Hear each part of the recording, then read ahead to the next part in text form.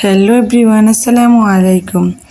আশা করি সবাই ভালো আছেন, আমরাও ভালো আছি আল্লাহর রহমতে। তো আজকে আমি ফুলকো বনরুটি দেখাবো। তো প্রথমে আমি মিক্সিং একটা বোল নিয়ে নিলাম, তার মাঝে আমি ডিমটা ভেঙে দিলাম। তো আমি ডিমটা ভাঙার পর এখানে একটু সামান্য পরিমাণে লবণ দিয়ে দিব। তারপর আমি এটা পেস্ট করে নিয়ে ইস্ট দিয়ে দিলাম।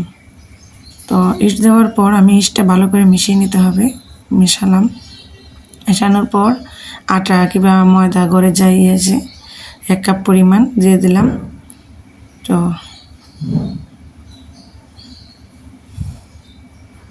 তো ভাবতেছি আর একটু দিয়ে দেব। তো আমি আরও 1/2 কাপ পরিমাণ দিয়ে দিলাম। তারপর আমি আধা কাপ পরিমাণ গুঁড়ো দুধ দিয়ে দিলাম। চাইলে দুধের পরিমাণটা একটু বেশিও দেওয়া যাবে। এখানে আমি সামান্য পরিমাণ তেলও দিয়ে দিলাম। তো আমি এখানে অল্প অল্প ব্যবহার করছি, কারণ পরে আমার আবারও এগুলো লাগবে। তো দুধটা দিলে কিন্তু সেই লেভেলের মজা হয়, দুধটা না দিলে একটু টেস্টটা কম হয়। আপনারা ইচ্ছে করলে এখানে চিনিও অ্যাড করতে পারেন। আর এখানে আমি হালকা কুসুম গরম পানি দিয়ে ডোটা তৈরি করব। তো আমি সবগুলো একসাথে ভালো করে মিক্স করে নিচ্ছি। আর একদম সফট যতক্ষণ পর্যন্ত না হয় ততক্ষণ পর্যন্ত একটু একটু করে তেল দিয়ে ভালো করে মসৃণ করতে হবে। তো আমি ভালো করে মসৃণের জন্য আবারও হাত দিয়ে ভালো করে মাখিয়ে নিচ্ছি সবগুলো। তো মিশ্রণটা কিন্তু যত ভালো হবে ততই আমার বনরুটিটা দেখতে সুন্দর হবে কিংবা ফুলকো হবে। আমি আবারও 2 টেবিল পরিমাণ চামচ দিয়ে দিলাম, তেল দিয়ে দিলাম, দিয়ে ভালো করে ঢেকে রেখে দেবো আধা ঘন্টা কিংবা 10 মিনিটের জন্য। বেশিক্ষণ রাখতে হবে না, প্রায় 10 মিনিট থেকে 20 মিনিট। এদিকে আমি ডিমগুলো নিয়ে আসলাম। তো ডিমগুলো কুচি কুচি করার জন্য ব্লেন্ড করে নেব। তো আমার ডিমগুলো কুচানো শেষ হয়ে গেছে। এবার আমি চিজ করব। এটাতে কিন্তু চিজ দিলে সেই মজা হয়। চিজটা ব্যবহার করতেই হবে, চিজটা কিন্তু স্কিপ করা যাবে না। এটা যে কোনো ধরনের চিজটা দেওয়া যাবে এখানে। তো আমি চিজগুলো কুচিয়ে নিলাম। তো মাঝে আর একটা কথা বলে নিই, প্রিয় ভিউয়ার্স, আপনাদেরকে অসংখ্য ধন্যবাদ এত ভালোবাসা দেওয়ার জন্য। আর যারা এখন আমার চ্যানেলটা সাবস্ক্রাইব করেননি, অবশ্যই প্লিজ আমার চ্যানেলটা সাবস্ক্রাইব করবেন, পাশে থাকবেন, আর আমিও সবার পাশে থাকবো। তো আমার ডিমগুলো এখানে ডিমে আমি হাতের মেয়োনিজটা দিয়ে দেবো।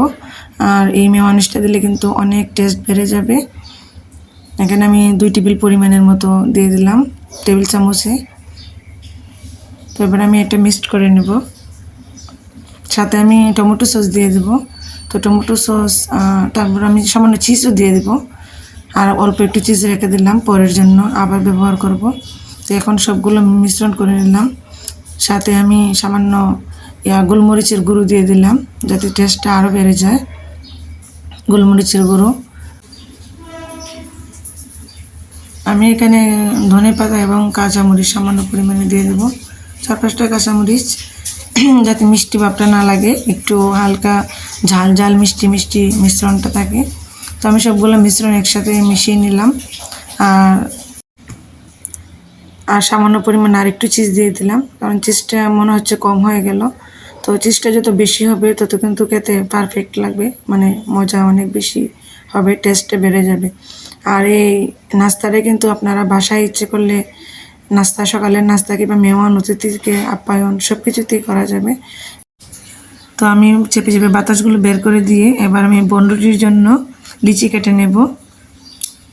তো একেবারে যে পরিমাণ, যত বড় সাইজের আমি বনরুটিটা বানাবো, সেই পরিমাণ বড় সাইজ আমি হাত দিয়ে লিচিগুলো কেটে নেব। তো এরকম আমার 5 থেকে 6টা লিচি হয়েছে। তো শেপটা কিন্তু ভালো করে ফলো রাখতে হবে। এগুলো আমি সবগুলো একটু সুন্দর করে শেপ দিয়ে রাখলাম। তারপর আমি শুকনো একটু আটা দিয়ে এগুলো হালকা চেপে চেপে বেলে নেব। এটা কিন্তু স্বাভাবিক আমরা যে রুটি তৈরি করি ওই রকম চাপতেও হবে না, একটু আলতো করে হালকা চাপলেই হবে সামান্য পরিমাণ। আর পাতলা কিন্তু অবশ্যই করা যাবে না, এটা হালকা একটু গাঢ় থাকতে হবে। যত গাঢ় থাকবে ততই কিন্তু পাউরুটিটা, মানে বনরুটিটা সুন্দর হবে। তো এই যে দেখেন, আমি বেশি একটা পাতলা করলাম না, হালকা গাঢ় রেখে দিলাম। তারপর আমি পেস্টটা দিয়ে দেব। তো পেস্ট ভিতরে দিয়ে আমি হাত দিয়ে চেপে লাগিয়ে নেব। তার আগে আমি একটু চিজও দিয়ে দিলাম। তো টেস্ট বাড়ার জন্য আমি আবারও শুধু চিজ উপরে বিছিয়ে দিলাম। তো এবার আমি চেপে চেপে আঙুল দিয়ে লাগিয়ে দিব। আর এটা কিন্তু একদম জুড়াজুড়ি ছানা হেঁচড়া করা যাবে না, নয়তো আমার পাউরুটিটা দেখতে একদম অসুন্দর হয়ে যাবে। তো আস্তে আস্তে করে আলতো করে আঙ্গুলের সাহায্যে আমি সবগুলো বনরুটি একসাথে লাগিয়ে নেব, বনরুটি।